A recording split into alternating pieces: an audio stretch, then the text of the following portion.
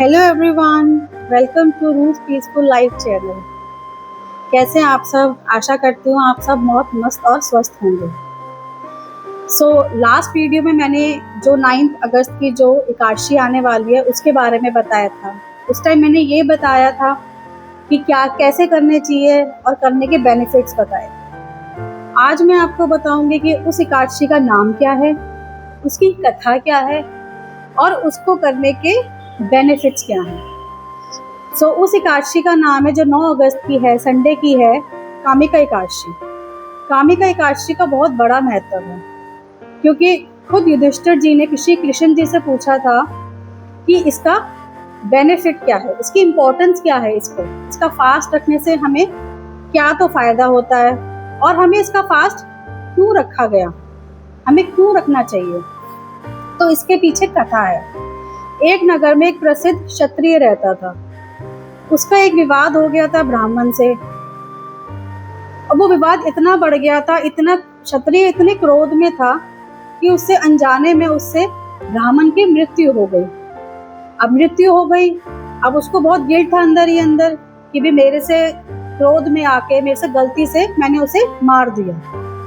अब वो बहुत परेशान रहने लग गया इसी चीज को लेके। उसको बहुत ना नींद आए रात को, ना दिन में चैन था, उसको अंदर ही अंदर गिल्ट खाए जा रहा था।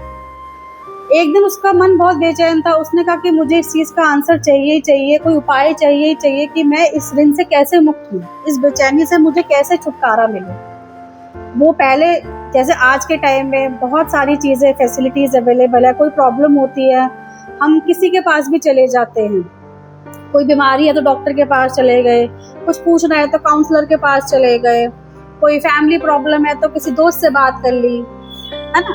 लेकिन उस टाइम पे जो हमारे जो ऋषि मुनि थे वो हर तरीके का ज्ञान रखते थे। तो उसको पास भी सिर्फ एक वो ही थे कि चलो ऋषि मुनि के पास चलते हैं, वो ही बताएंगे इसका प्रायश्चित मैं कैसे करूं। वो ऋषि मुनि के पास गए तो ऋषि मुनि ने बताया कि आप कामिका एकादशी का व्रत कीजिए, श्री विष्णु को तुलसी दल दीजिए, उस दिन भजन कीजिए, जागरण कीजिए, भगवान को फल और पुष्प अर्पित कीजिए। तो इससे आपके पाप नष्ट तो नहीं होंगे लेकिन कम जरूर हो जाएंगे। तो उसने बिल्कुल ऐसा ही किया क्षत्रिय ने।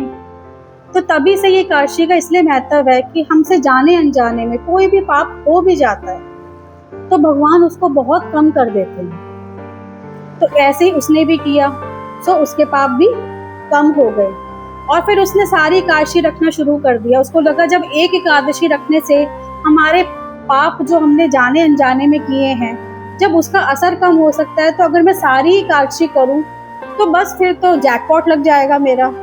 तो सेम ऐसे ही जैसे मैंने आपको बताया था कि साल की जो एकादशी होती है, आप वो जैकपॉट से कम नहीं है। देखिए हम भौतिक जगत में रहते हैं, हमसे पता नहीं क्या क्या जाने में अनजाने में बहुत सारी चीजें हो जाती हैं। तो ये एक अच्छा साधन है, भगवान ने शास्त्रों से ही आया, श्री कृष्ण की जुबानी है कि आप एकादशी कीजिए।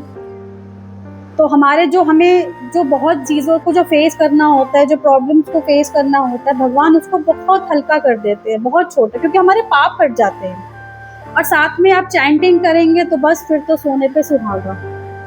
मैं फिर भी कहती हूँ कलयुग केवल नाम आधारा। आप एकादशी कीजिए, आप चैंटिंग कीजिए, क्योंकि भगवान और भगवान के नाम में कोई भी भेद नहीं है। आप किसी भी स्थिति में हो, आप ऑफिस में हो, आप बाहर हो, आप घर में हो, कहीं पे भी हो, आप सिर्फ मुख से अपने भगवान का नाम लीजिए, आप खुद चेंजेस देखिए अपनी लाइफ में। एकादशी का मैंने बताया था, किसी की क्षमता हो 1 बार खाइए, किसी की नहीं हो 2 बार खाइए, 3 बार खाइए, हमें इसमें कोई बंधन नहीं है। आप सिर्फ अपने भाव देखिए, क्योंकि भगवान सिर्फ भाव के श्रद्धा के भूखे हैं। आप करके देखिए, आप अपने लाइफ में चेंज करके देखिए, आपको खुद बहुत अच्छा लगेगा, आपकी डिजायर पूरी होंगी। तो मैं तो आपको यही बोलूंगी कि आप ये सब कीजिए, अप्लाई कीजिए। सावन है, मल्टीपल बेनिफिट्स हैं, दान कीजिए। आप एकादशी वाले दिन किसी जरूरतमंद को, किसी गरीब को जो नीडी हो, मेडिसिन दे सकते हैं, किसी को नीडी हो, किसी को इलाज करा सकते हैं अपनी क्षमता के अनुसार, भूखे का भोजन कराइए, बहुत किसी को कपड़ा दीजिए, जिसको आपको जैसा देना है आप वैसा जरूर कीजिए। अन्नदान कीजिए, घर के आसपास कोई ना हो तो मंदिरों में दान कीजिए। सब सब जगह सब चीज़ अवेलेबल है, बस निष्ठा और भाव होने चाहिए। आप करके देखिए, इम्प्लीमेंट करके देखिए। आप मानते हैं छोटी छोटी चीज़ों से हमारी लाइफ में कितने चेंजेस आते हैं, तो ये चीज़ आध्यात्मिक जीवन में भी बहुत फ़ायदेमंद होती है। छोटी छोटी चीज़ें अप्लाई करने से हम सोच भी नहीं सकते, हमारे पाप उस हद तक नष्ट हो जाते हैं जो हमसे अनजाने में हो जाते हैं। आप प्लीज़ इसको अप्लाई कीजिए, इम्प्लीमेंट कीजिए अपनी लाइफ में, फिर आप देखना कि आपको कितना फ़ायदा है। बहुत फ़ायदा मिलता है, मैं आपको अपने एक्सपीरियंस से बता रही हूँ। और इससे भगवान भी बहुत खुश होते हैं। आप किसी नीडी की हेल्प करेंगे, देखिए जैसे आप में भगवान है, हर एक के अंदर भगवान है, हमारे अंदर है, जीवों में है, इंसान में है। तो अगर आप किसी इंसान की हेल्प करेंगे, मनुष्य की हेल्प करेंगे, तो आप समझो डायरेक्टली आप भगवान तक पहुंच भी रहे हो। ऐसा नहीं है कि खाली दिया जलाने से ही भगवान की प्राप्ति होती है, उसके अनुसार कर्म भी जरूरी है। ठीक है, विग्रह सेवा का भी महत्व है।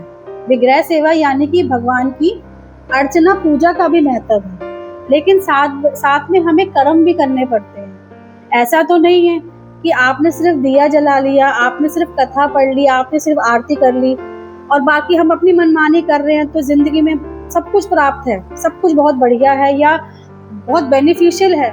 ऐसा बिल्कुल भी नहीं। आप ये सब अप्लाई कीजिए, चैंटिंग कीजिए, जितना आप नाम लेंगे आप उतना बहुत रिलीफ फील करेंगे, इनर पीस फील करेंगे, आपको बहुत अच्छा फील होएगा, बहुत हैप्पीली फील होएगा। किसी बात का स्ट्रेस नहीं होगा। आजकल लोगों को हर छोटी छोटी बात का स्ट्रेस हो जाता है, एंजाइटी हो जाती है, डिप्रेशन हो जाता है।